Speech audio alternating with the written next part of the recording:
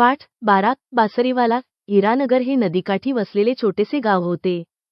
गाव छोटे असले तरी सर्व जनता सुखाने नांदत होती. पण त्या गावात अचानक एक संकट ओढावले. सर्व गावात उंदरांचा सुळसुळाट पसरला. उंदरांमुळे सगळीकडे हाहाकार पसरला. लोकांची रात्रीची झोप उडाली. दिवसा घराबाहेर पडणे मुश्किल झाले. कारण उंदर धान्याची नासाडी करतील, सगळ्या घरात हैदोस घालतील, कपडे अस्ताव्यस्त करून टाकतील. इतकेच नाही तर बनवलेले जेवण सुद्धा पोटातच जाईल की नाही याची शाश्वती राहिली नव्हती. इतका त्रास उंदर गावातील लोकांना देऊ लागली. लोकांच्या मनात गाव सोडण्याचा विचार येऊ लागला. हिरानगरमध्ये उंदरांचा सुळसुळाट वाढला अशा बातम्या पसरू लागल्या. ही बातमी श्याम नावाचा एक बासरीवाला होता, त्याला ही बातमी समजली.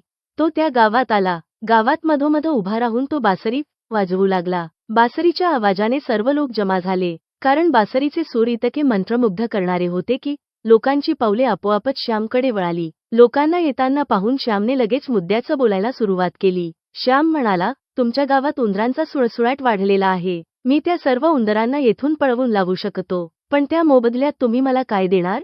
श्यामचे बोलणे आश्चर्य वाटणारे होते. लोकांचा त्याच्या बोलण्यावर विश्वासच बसेना. श्यामने लोकांकडे पैशांची मागणी केली तेव्हा लोक म्हणाले की तू जर खरोखरच उंदीर पळवून लावले तर आम्ही तुला तुझा मोबदला देऊ. श्यामच्या बासरीमध्ये अशी काही जादू होती की ज्या व्यक्तीला, प्राण्याला, पक्ष्याला बोलवायचे त्यासाठी तो बासरी वाजवायचा व त्याच्या बासरीच्या आवाजाने तसे घडतही होते. आता हाच प्रसंग पाहायला गेले तर श्यामला गावातील लोकांशी संवाद साधायचा होता. तेव्हा त्याने बासरीचाच उपयोग केला होता. दुसऱ्या दिवशी श्याम ठरल्याप्रमाणे हिरानगरमध्ये बासरी वाजवून प्रत्येक गल्लीतून फिरू लागला. तर आश्चर्य काय, सर्व उंदीर घरातून, झाडावरून व बिळातून जेथे जेथे होते तिथून बाहेर पडू लागले व सर्वच्या सर्व उंदीर त्या बासरीवाल्याच्या मागे मागे चालू लागले. श्यामने सर्व उंदरांना नदीजवळ नेले. सर्व उंदरांनी पटापटा पाण्यात उड्या मारल्या. परिणामी सर्व उंदरं पाण्यामध्ये मरून गेली.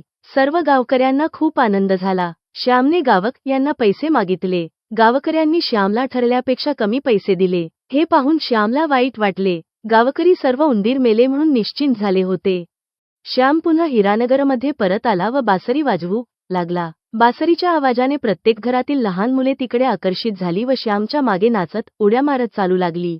सर्व लोक आश्चर्यचकित झाले. कोणालाच काही कळेना, सर्व आपापल्या मुलांना आवाज देऊ लागले. मुले फक्त बासरीचाच आवाज ऐकण्यात मग्न झाली होती. श्यामने सर्व मुलांना गावातील जंगलाच्या दिशेने नेले व जंगलातील गुहेत त्यांना बंद केले.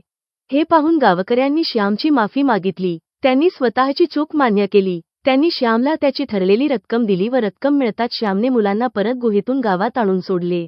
या गोष्टीचे तात्पर्य असे की प्रत्येकाला त्याच्या मेहनतीचा योग्य मोबदला द्यायलाच पाहिजे. गरज सरो, वैद्य मरो ही वृत्ती काहीच कामाची नसते.